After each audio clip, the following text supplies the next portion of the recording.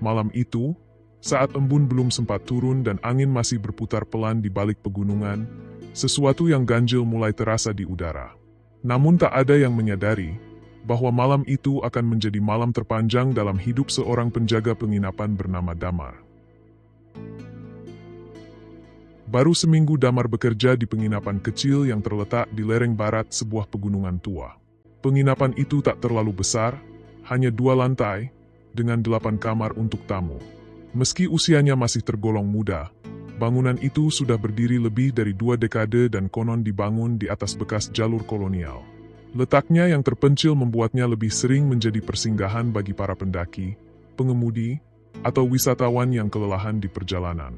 Selama seminggu pertama, Damar hanya mendapat giliran shift pagi dan siang.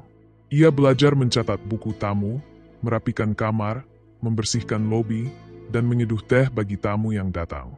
Namun malam itu, untuk pertama kalinya, ia dijadwalkan menjaga sendiri selama malam hari.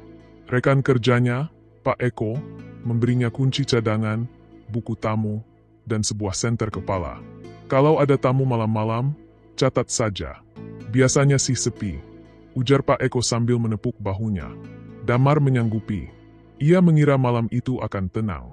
Ia bahkan sempat membawa 1 novel detektif yang belum sempat dibacanya. Namun tepat pukul 9 malam, suara kendaraan terdengar dari kejauhan. Sebuah bus pariwisata besar melambatkan lajunya di depan penginapan. Damar bergegas ke lobi. Ia terheran-heran karena tak biasanya ada tamu sebanyak itu di malam hari. Pintu bus terbuka dan beberapa remaja keluar satu persatu. Mereka semua mengenakan seragam putih abu-abu. Beberapa dari mereka tampak ceria, tertawa pelan dan saling mengobrol. Namun Damar merasa ada sesuatu yang tidak pas. Udara di sekeliling mereka terasa lebih dingin, dan ada aroma logam yang tajam dan lembab, samar tercium dari arah mereka. Seorang perempuan berambut sebahu menyodorkan daftar nama ke Damar. Ini nama-namanya, Mas. Kita butuh 5 kamar, 2 guru kami ikut menginap juga. Damar, meski ragu, tetap mencatat semuanya. Ia menyalakan lampu kamar, menyerahkan kunci, dan membantu mereka membawa koper ringan ke lantai atas. Tidak ada yang istimewa dari penampilan mereka, kecuali bahwa sebagian dari mereka tampak terlalu pucat, seolah lelah perjalanan panjang. Yang aneh lagi, langkah kaki mereka nyaris tak terdengar. Damar bahkan sempat melihat salah satu dari mereka berdiri agak lama di depan cermin di lobi, menatap kosong bayangannya sendiri. Malam makin larut. Setelah semua tamu masuk ke kamar, penginapan menjadi sunyi kembali. Damar duduk di balik meja resepsionis sambil membaca. Namun pikirannya melayang pada rombongan itu. Ia kembali mencium bau yang aneh, kali ini lebih pekat. Ia bangkit, berjalan menuju tangga, lalu ke lorong lantai 2. Semuanya tampak biasa. Tak ada suara, tak ada aktivitas mencurigakan. Tapi ketika ia kembali ke meja, ia teringat sesuatu. Nama-nama yang dituliskannya di buku tamu. Semuanya tampak rapi, namun beberapa nama seperti familiar. Ia tidak tahu dari mana, namun seolah ia pernah membaca atau mendengar nama-nama itu sebelumnya. Pukul 3 dini hari, Damar hampir tertidur ketika ia mendengar suara langkah kaki dari arah luar. Ia melihat ke jendela, namun hanya kabut yang menutupi pandangan. Tak lama, terdengar deru kendaraan dari kejauhan. Ia mendekat ke pintu, berharap tamu baru tak muncul lagi. Tapi suara itu menghilang begitu saja. Keesokan paginya, tepat pukul 6, Pak Eko datang sambil membawa teh hangat. Damar yang masih mengantuk menyambutnya dan bercerita soal rombongan semalam. Pak Eko mengerutkan dahi. Bus, rombongan SMA, malam-malam begini, kamu yakin? Damar menunjuk buku tamu.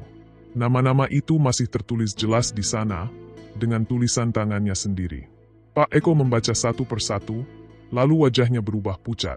Tanpa berkata-kata, ia merogoh ponsel dari sakunya dan membuka sebuah berita daring yang baru saja muncul. Judulnya langsung menusuk dada Damar.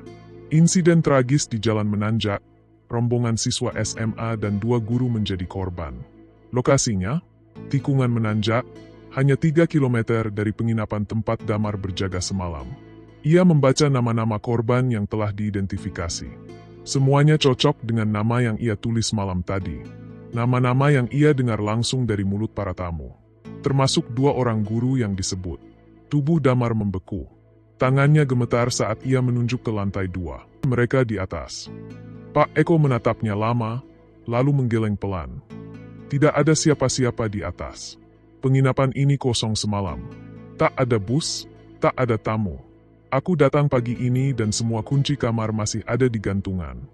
Damar tidak percaya. Ia berlari menaiki tangga, membuka setiap kamar satu persatu. Semuanya kosong, rapi. Tidak ada tanda-tanda ada yang menginap. Bahkan tempat tidur pun masih bersih, seperti belum disentuh. Ia turun kembali dengan napas tersengal. Namun buku tamu itu masih ada, dan nama-nama itu masih tertulis di sana, lengkap. Hari itu, Damar tidak bisa berkata-kata. Ia hanya duduk diam di pojok lobi, memandangi jendela yang dipenuhi embun. Aroma logam itu masih samar-samar menempel di udara. Dan malam itu, untuk pertama kalinya, ia mengerti bahwa ada tamu yang datang bukan untuk menginap, tapi untuk berpamitan. Sejak hari itu, Damar tidak pernah lagi mengambil giliran malam. Dan penginapan itu tetap berdiri di lereng pegunungan. Menjadi tempat persinggahan. Kadang untuk yang hadir, kadang untuk yang tinggal dalam kenangan.